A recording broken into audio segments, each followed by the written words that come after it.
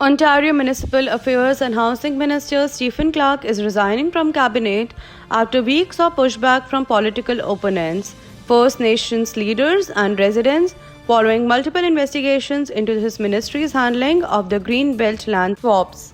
His resignation comes after Ontario's Integrity Commissioner investigated his conduct and recommended that Clark be reprimanded, saying he failed to properly oversee the process that led to protected Greenbelt lands being selected for housing development.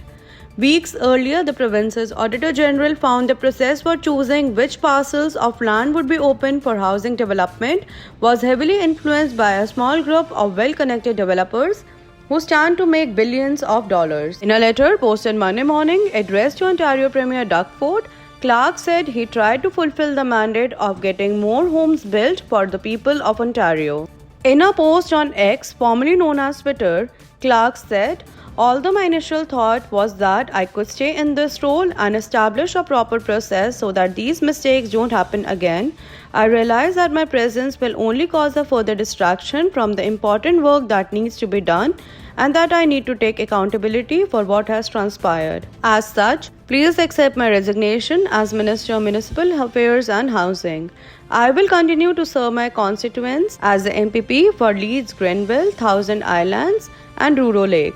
Ontario Premier Doug Ford has accepted his resignation and opposition has supported that. Clark stepping down comes after his Chief of Staff, Ryan Amato, tendered his resignation. Ford, who initially said Clark would keep his job following both investigations, thanked him for his years of service in cabinet. As Ontario grows, our government is on the mission to build at least 1.5 million homes, Ford said in a post on X. He made no other mention of Clark's resignation. He said, "After decades of inaction, we are seeing real results. 2022 and 2021 had the most housing starts in 30 years. Our work won't stop."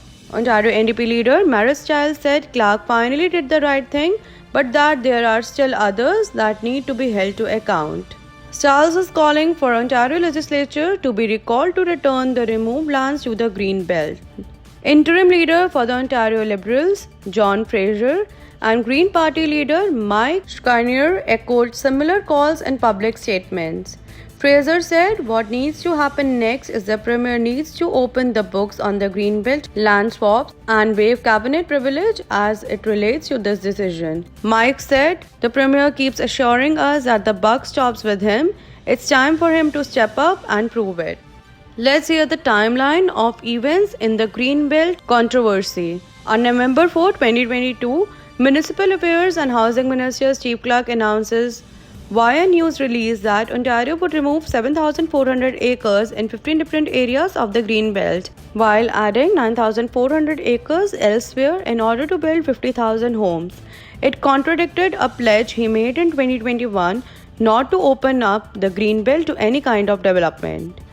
On November 11, 2022, CBC reports that the landowners who stand to benefit from the Greenbelt land removals include prominent developers and that one purchase happened as recently as September.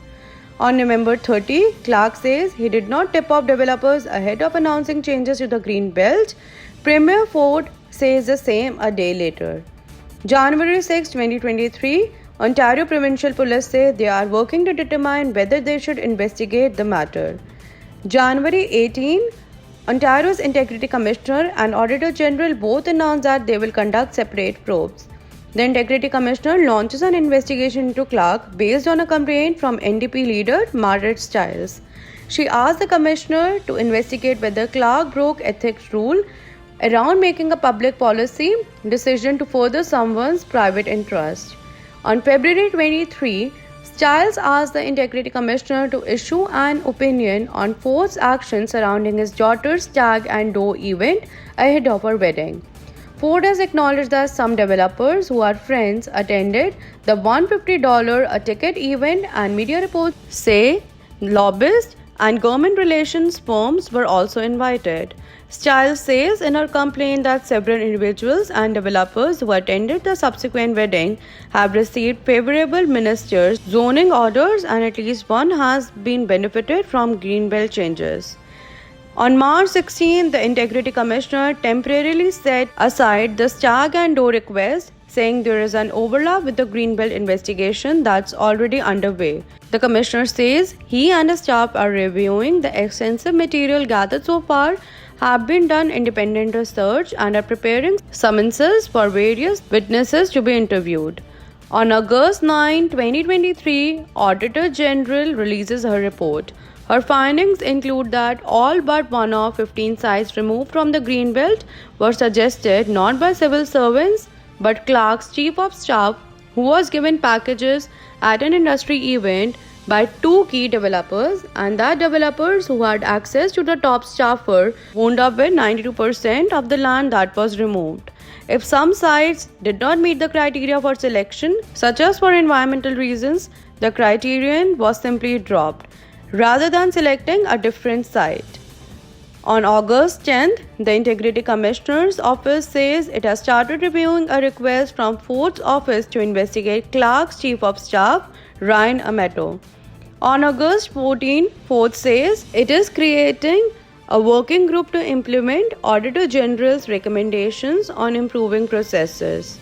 2 days later, Stiles asked the Integrity Commissioner to consider Auditor General's finding that political staff were using personal email accounts and were regularly deleting emails. On August 22, Amato resigns. 1 day later, the OPP refers the matter to the RCMP out of concern over a perceived conflict of interest. The RCMP says it will evaluate the information and assess whether to launch an investigation. On 25th August, Ford in his comments since Amato's resignation says he is confident nothing criminal took place on the Greenbelt file.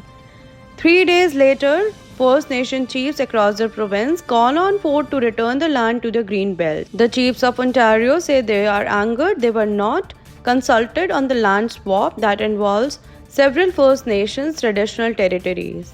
1 day later, Ford threatens to return land back to the Greenbelt after he found out one of the sites earmarked for housing in Ajax, Ontario was purposely put up for sale. A representative for the landowner who lives in China said it was a misunderstanding. John Dong said the landowner Yu Chen Lu is an investor who was looking for development partner, and at no time was the property going to be sold outright. On August 30, Integrity Commissioner J. David Wake releases his report looking into Clark. He found Clark violated 2 sections of the Members' Integrity Act and recommended to the Ontario Legislature that the minister be reprimanded. Wake found the process of selecting lands to be removed from Greenbelt was marked by unnecessary hasteness and deception.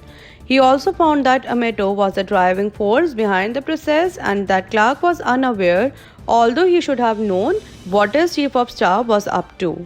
August 31, Ford backs Clark, saying he has a tough job. Clark, in separate news conference, apologizes for his role in the Greenbelt controversy and he accepts responsibility and pledges to do better going forward, but doesn't provide specifics. On September 4, Clark formally resigns as housing minister in a letter to Ford shared on social media. He says he plans to stay on as a representative for Leeds, Grenville, Thousand Islands and Rudo Lakes, but says the housing crisis demands leadership from someone who won't be a distraction. He says he needs to take accountability for his actions.